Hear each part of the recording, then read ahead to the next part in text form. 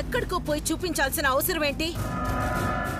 అసలు డాక్యుమెంట్స్ నా భర్త దగ్గర ఉన్నాయి. ఇదిగో సంతకం పెట్టాల్సిన నా కోడలు ఇక్కడే ఉంది. వీళ్ళెవరికీ దీంతో సంబంధం లేదు.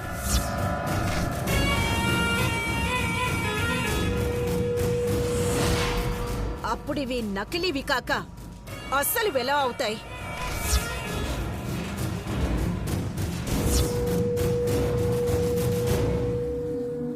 మీరలా చూస్తూ నిల్చున్నారేంటండి? మాట్లాడండి. డాక్యుమెంట్స్ మీ దగ్గర ఉండగా వీళ్ళెలా డూప్లికేట్ చేయగలిగారు? ఫేక్ సంతకం ఎలా పెట్టగలిగారు?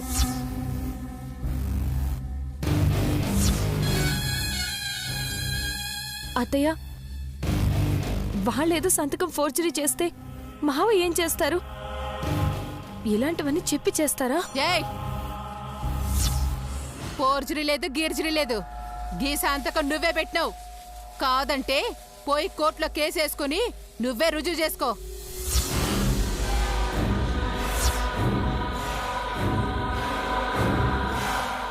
కానీ ఇప్పుడైతే ఈ ఆస్తి నాది. 2 నిమిషాలు టైం ఇస్తున్నా. అందరికి మర్యాదగా బయటికి పొండి.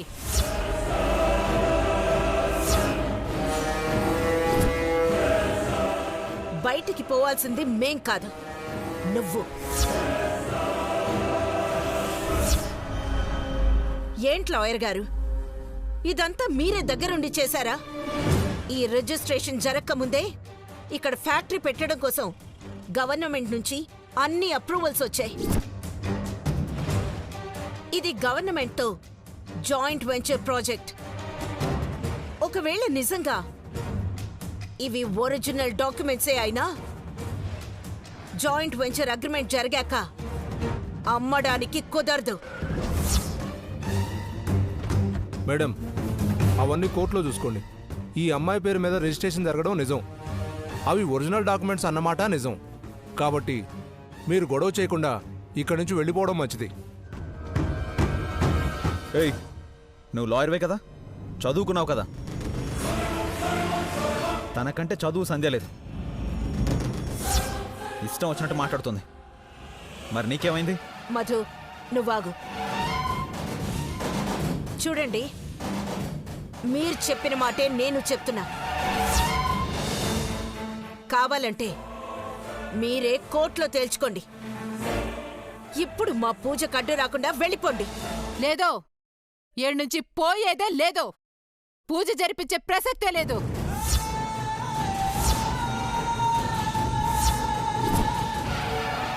ఎట్టా జరిపిస్తారో నేను చూస్తా.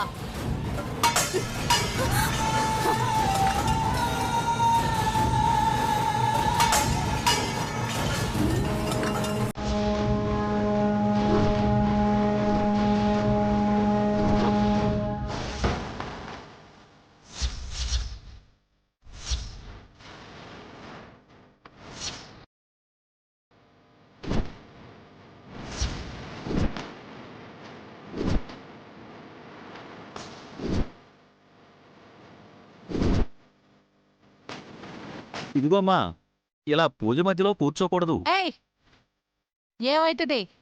నువ్వింకా ఈండే ఉండి పూజ చేసినవో నీకు పిండం పెడతా. పా. ఉరుమురిమి మంగళ మీద పడ్డట్టు మధ్యలో నేనేం చేశానమ్మా? మిమ్మల్ని ఎవరు ఏం చేయలేరు పూజారి గారు.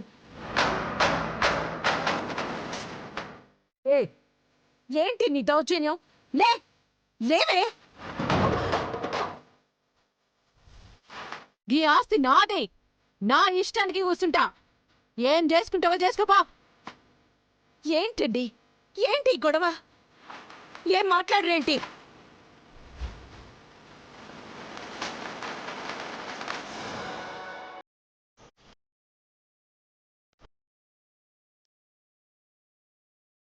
ఎందుకమ్మా అనవసరమైన గొడవ? వాళ్ళు చెప్తున్నారు కదా. గీడ చెప్తున్నావేందయ్యా? ఈ మొక్క పోయి ఆడ చెప్పు. ఎక్కువ దక్కులు పెట్టుకుంటే కొంపలారిపోతాయని.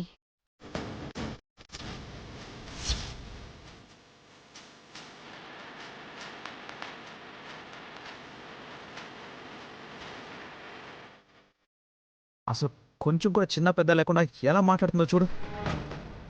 అసలు వీళ్ళతో మాట్లాడితే ఎత్తి పడేస్తే సరిపోతుంది. మధు గారు వద్దు, వద్దు మధు గారు వద్దు బాబా, చదువు సంస్కారం లేనున్నా ఇంతకైనా దిగజారుతారు. వాళ్ళతో పెట్టుకుంటే పోయేది మన పరువే.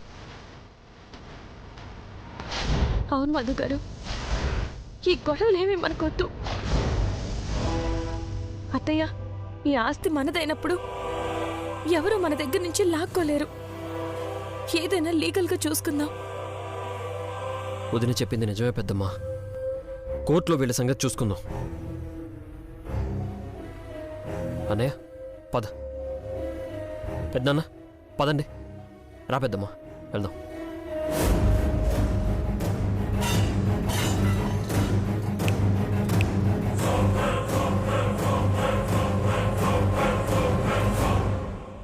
ఏ, నువ్వెవరో ఎక్కడి దానివో నాకు తెలీదు, కానీ తప్పుల మీద తప్పులు చేస్తున్నా. ఒకటి, నా అన్నయ్య వదినల ఇల్లు కొన్నా. 2, నా కోడలి మీద చేయి చేసుకున్నా.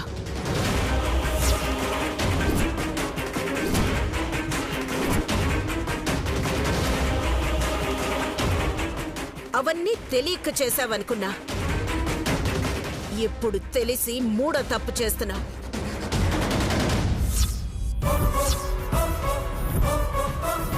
ఎంతో ఇష్టంతో నా కోడలికి ఫ్యాక్టరీ కట్టి ఇద్దామనుకుంటే అడ్డుపడుతున్నా.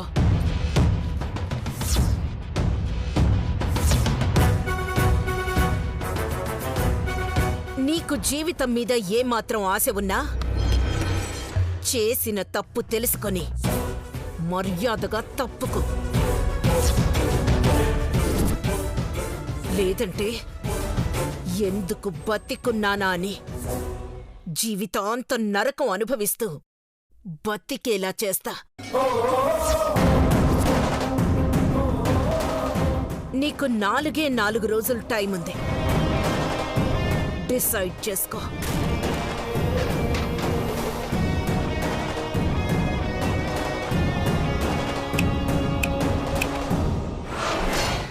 ఏయ్,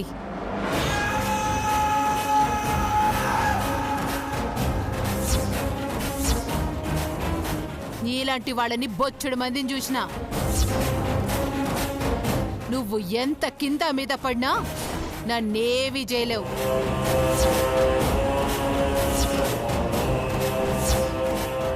నన్ను కదిలించాలని చూస్తే ముందు షేక్ అయ్యేది నీకే.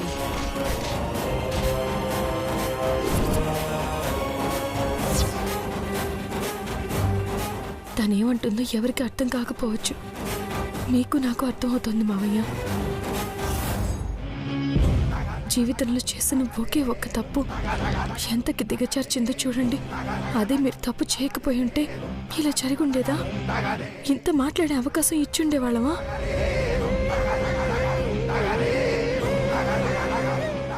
ఏయ్, ఇంకా చూస్తావేంది? పోవే.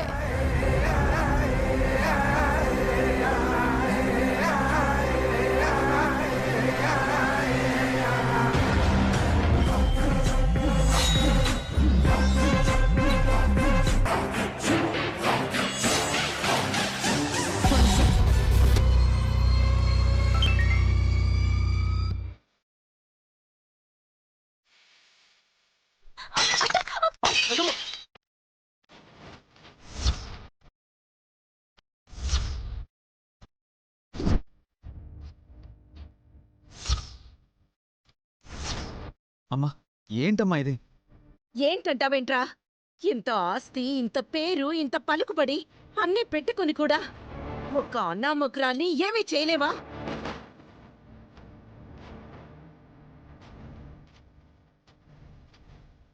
ఆల్రెడీ నా కోడలి మీద చేయి చేసుకుంది. అప్పుడే దాని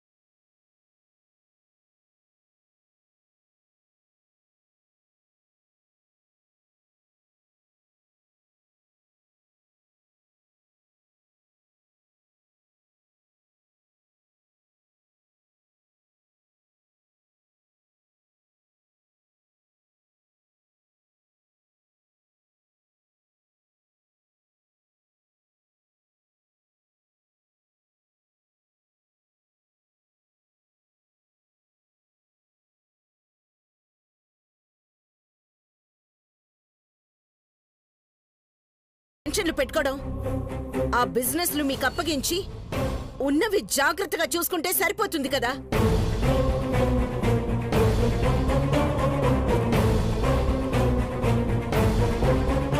అసలు మీరంతా ఏం చేస్తున్నారా? నెల రోజుల నుంచి అదే సైట్లో ఇండస్ట్రీ పెడుతున్నాము అని చెప్తున్నా కదా.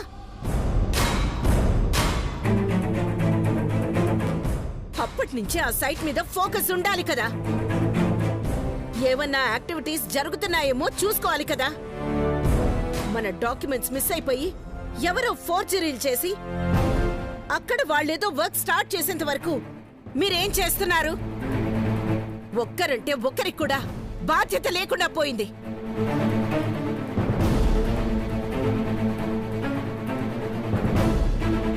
అత్తయ్య, ఒక మంచి ప్రాపర్టీ కనిపిస్తే చాలా మంది చాలా రకాలుగా సొంతం చేసుకోవాలని చూస్తారు. మనకి తెలిసినట్టు ఏమి చేయరు కదా. ఇది కూడా అలాగే జరిగింది. ఇందులో ఎవరి నెగ్లిజెన్సీ లేదత్తయ్య.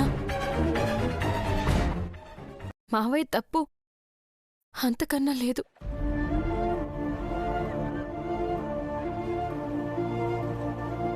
అవునత్తా, ఎవరో చేసిన దానికి పాపం మావేనెందుకంటావు? చూసారా, ఒక్కరు కూడా మిమ్మల్ని ఒక్క మాట అన్నివ్వడం లేదు. కానీ తప్పెక్కడ జరిగిందో మీరే చెప్పండి. డాక్యుమెంట్స్ అన్నీ మీ దగ్గరే ఉన్నాయి కదా. అవి మిస్ అయితే మీ పొరపాటు కాక ఇంకెవరిదవుతుంది? సారీ బ్రహ్మణి, పొరపాటు నా దగ్గరే. కానీ ఈ సారీలు కానీలు ఏమీ వద్దు. నాకు కావాల్సింది ఆ ప్రాపర్టీ.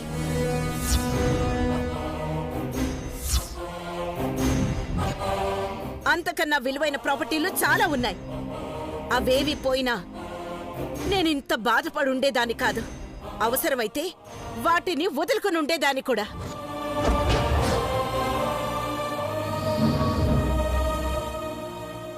నా కోడలి మీద ప్రేమ పెంచుకున్నాక, నా కోడల్ని అర్థం చేసుకున్నాక తన కోసం చేయాలనుకున్న మొదటి పని చేసి తీరాల్సిందే.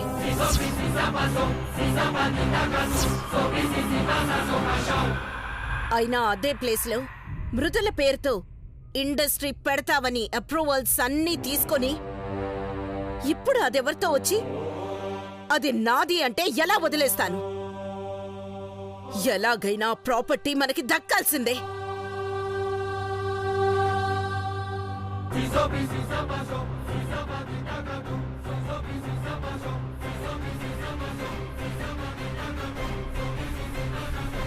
హలో లాయర్ గారు, చిల్కూర్లో ఉన్న మన సైట్తో ఒక ఇష్యూ.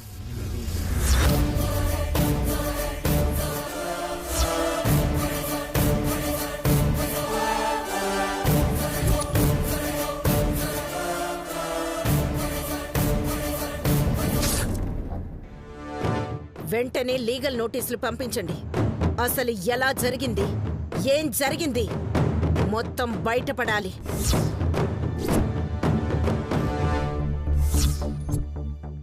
ఎలాగైనా మన ఆస్తి మనకి తిరిగి రావాలి. ఏం చెప్పినా ఈ సైట్ విషయంలో బ్రాహ్మణి పట్టు వదలదు. కోర్టులు, కేసులు, చివరికి నేనే కావాలని రాసిచ్చానని తెలిస్తే మొత్తం బయటపడిపోతుంది. ఏం చేయాలి? ఏమైనా చేస్తాను, ఎంతవరకైనా వెళ్తాను. కానీ ఆ స్థలాన్ని వదిలేది లేదు, ఆక్రమించుకున్న దాన్ని వదిలేది లేదు. అమ్మా ప్లీజ్ కంట్రోల్.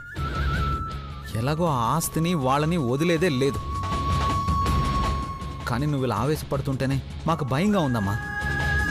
ఆవేశం కాదురా,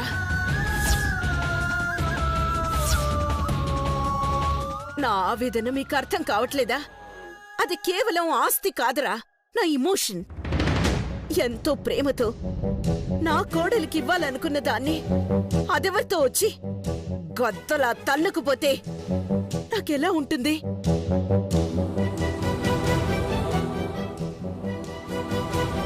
అత్తా, నీ బాధ అర్థమవుతుంది. కానీ బావ, మావయ్య ఇందరున్నారు. వదిలేస్తారా? నువ్వు అనుకున్నది అయితదత్తా. మృదుల పేరున నువ్వు పడ ఫ్యాక్టరీ కడతావు. అయినా బావ మృదుల పెళ్లి రోజు పెట్టుకొని నువ్విట్లా మూడాఫ్ అయితే ఎట్లత్తా? ఇంకా ఇంకా వాళ్ళే సంతోషంగా ఉంటారు. ఈ గొడవలు పడి ఇంత ఇంపార్టెంట్ విషయమే మర్చిపోయాను చూడు.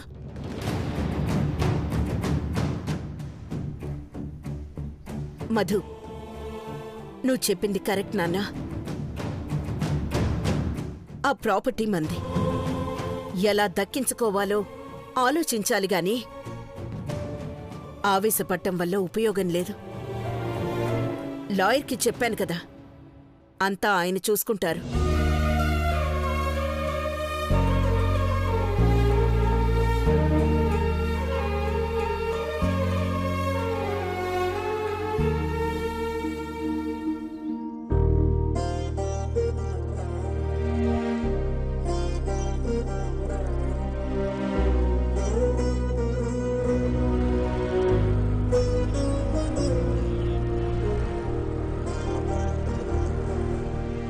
సారీ అండి. నువ్వు నాకు సారీ చెప్పడం ఏంటి బ్రాహ్మణి? చిరాకులో ఏవో మాటలు అనేశానండి. అవేవి పట్టించుకోవద్దు.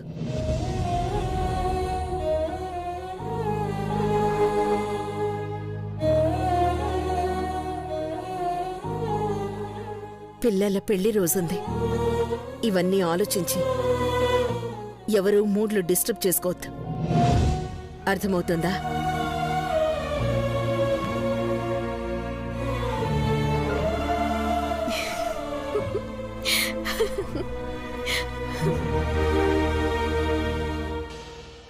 హే, ఎందుకే నవ్వుతున్నారు? ఏలే అత్తా, నువ్వే మనసు పాడు చేసుకొని మాకు చెప్తుంటేను. అవును మరి, మీరు సరిగ్గా ఉంటేనే కదా. ఒకవేళ నేను డిస్టర్బ్ అయినా మళ్ళీ సెట్ చేస్తారు. సరే, పొద్దున్నే బయలుదేరాలి. పదండి.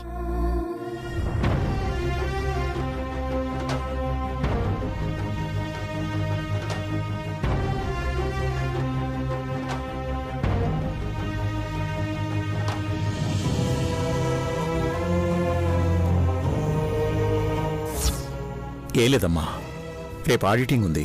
నీ సంతకాలు కావాలి. సరే, ఇది ఇవ్వండి మావయ్య.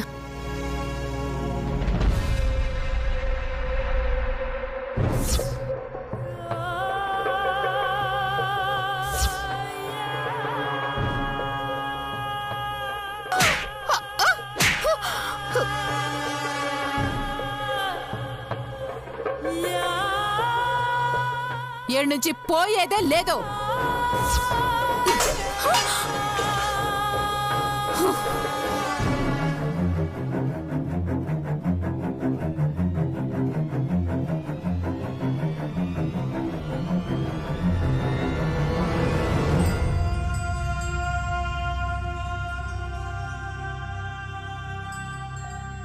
ఏం చేయాలో అర్థం కావట్లేదు మృదుల. ఈ ల్యాండ్ విషయంలో జరిగిన దానికే బ్రాహ్మణి ఇంత ఎమోషనల్ అవుతోంటే అసలు నిజం తెలిస్తే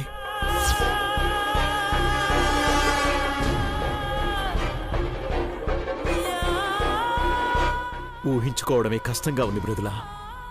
మొత్తం అల్లకల్లోలం అయిపోతుంది. నా వల్ల ఇంత తప్పు జరిగి అది బ్రాహ్మణికి తెలిసి తన ముందు నిలబడలేను మృదుల. ఇక బ్రతకడమే అనవసరం అనిపిస్తోంది. మావయ్య, ఏం మాట్లాడుతున్నారు మావయ్య? ఎవరన్నా వింటే మనం భయపడుతున్నది ముందే జరుగుతుంది. మీరు కావాలని ఏ తప్పు చేయలేదు మావయ్య. అత్తయ్యకి అన్యాయం చేయలేదు. ఈ సమస్యకి పరిష్కారం ఏంటో ఆలోచిద్దాం మావయ్య. ఏం పరిష్కారం ఆలోచిస్తావమ్మా? నాకైతే ఏ దారి కనిపించడం లేదు.